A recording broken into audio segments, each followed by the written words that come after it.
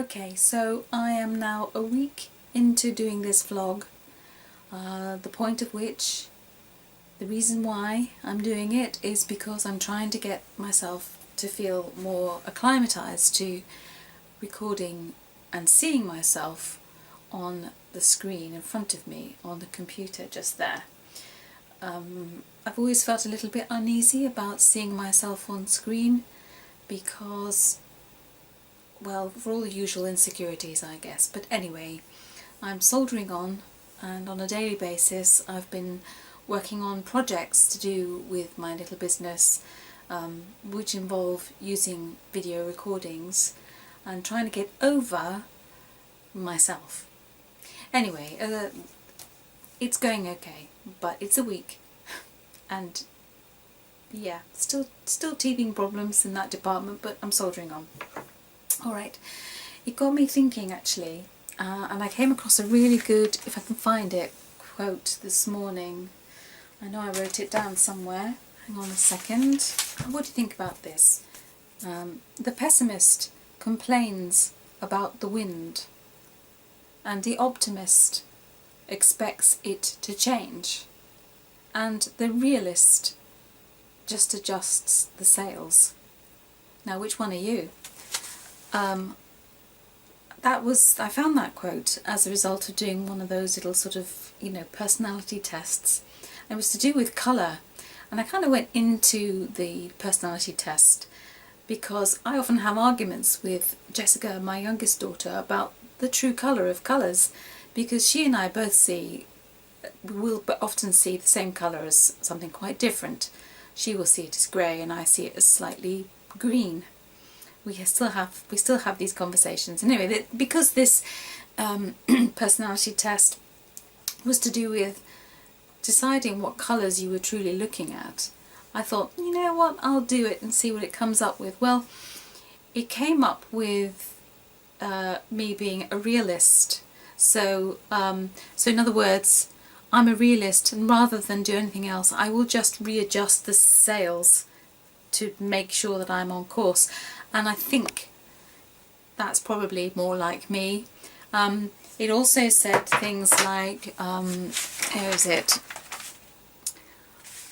That I'm very emotionally balanced and extremely level-headed. And no matter what the situation is, I always tend to look at the facts in order to make things run smoothly. Well, yeah, I can see that seems to be what lots of people think from the outside, but from the inside looking out, I don't think I'm like that at all. And I had an exchange with an old friend online, in that he endorsed me for something on LinkedIn, and I just said thanks back because, he doesn't have to do it, but he was endorsing part of my profession, my professional skills, and he immediately messaged me back, and we haven't really messaged since probably 2013, but anyway, so I took the advantage and said hi and all those sorts of things, and he said, how are you getting on? Are you still that powerhouse of energy? And that really stopped me in my tracks, because I don't think of myself as a powerhouse of energy at all. I just see myself as someone who is constantly striving to do things better or to make my way. And it kind of sparked a whole sort of series of thoughts and thinkings around this knotty problem, because as a teacher of singing, I must remember this is a voice vlog, as a teacher of singing, you do come across students or people who are really driven to get to the bottom of what their vocal problem is. You also come across students who really just want a glorified rehearsal every lesson. You also come across really diligent students who endeavour every day to do something to the point where it's detrimental to their voice, and actually they don't need to drive themselves so hard. So I got to thinking about, well, what if singing is such a difficult thing, what has motivated me to work so hard all these years for something which, let's face it, I'm a good teacher and I've had some performance experience, more and above most, and I'm blessed with a good instrument, but a lot of the sound and the talent that people hear is really as a result of me working hard against the odds. And I think that's what's fascinating. And there are one or two people of my acquaintance, that's both professionally and people that I've taught, where that same drive is very apparent in them as well. So they have the patience to go wrong, they have the patience to try again. And anyway, I was looking through my website archive, that's what I was doing, to see. This time last year was not a great time for me, and I did a lot of soul searching and what to do with my business, because it's difficult going online and trying to do this thing, teaching singing online.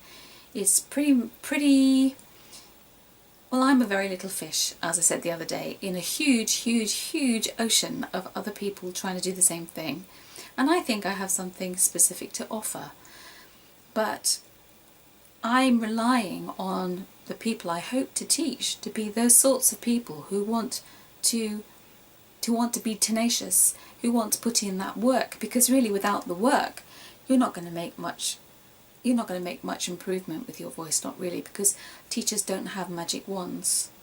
Okay, so it got me thinking, and then I saw the quote about me being a realist, and I thought, well, yes, I suppose I am a realist, knowing always that I wasn't going to have the big career in singing, that I would probably be a good teacher, as I say, and have had some experience in performance, but largely my life has been about my family and my children and now my grandchildren, and also, you know, in the background is my desire to help people to learn how to sing.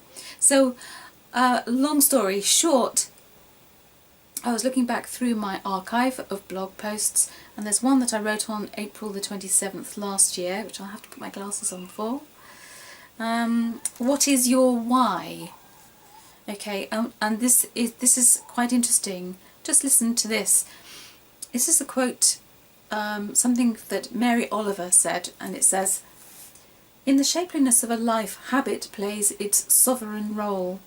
Most people take action by habit in small things more often than important things, for it's the simple matters that get done readily, while the more sombre and interesting, taking more effort and being more complex, often must wait for another day. Thus we could improve ourselves quite well by habit, by its judicious assistance, but it's more likely that habits rule us." So our own habits can be our undoing. I always knew that would be the case because I chose to have a family, and that if I wanted to do any singing and learn my craft, I would really have to go some. So then my long blog post is about, well, I can tell you what it's called. It's called "What is Your Why?" And if you go to the website and have a look for it, you can read it for yourself.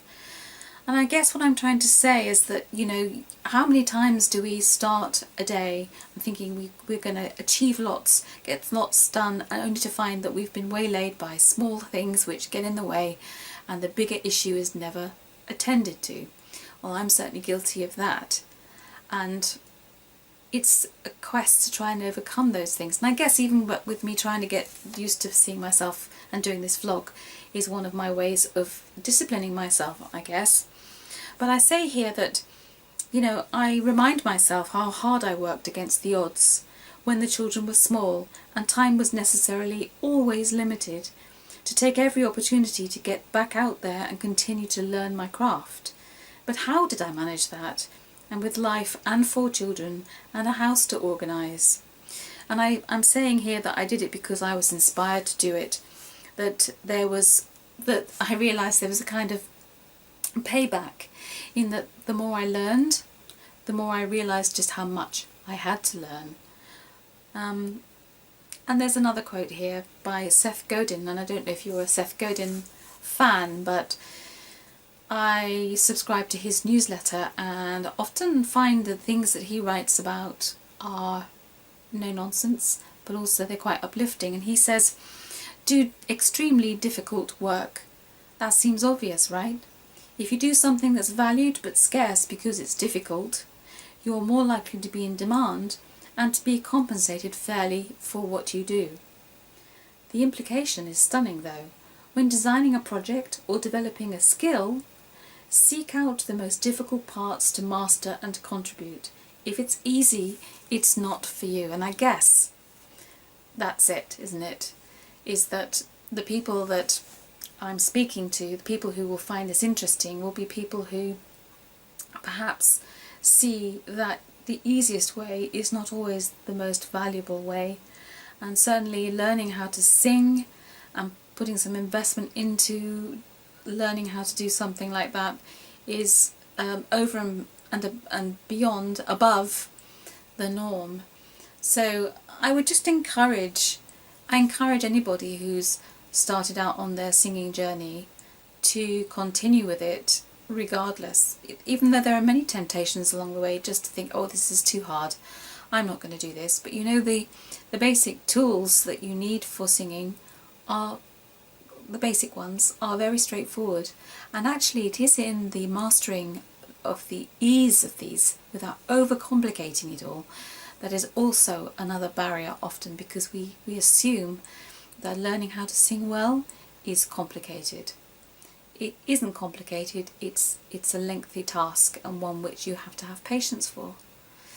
Anyway, that's just another thought for today, and I guess I ought to try and apply that to my trying to overcome watching myself on video.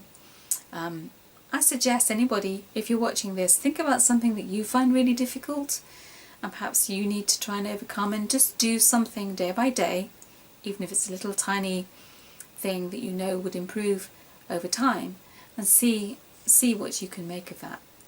I mean, it's an interesting journey.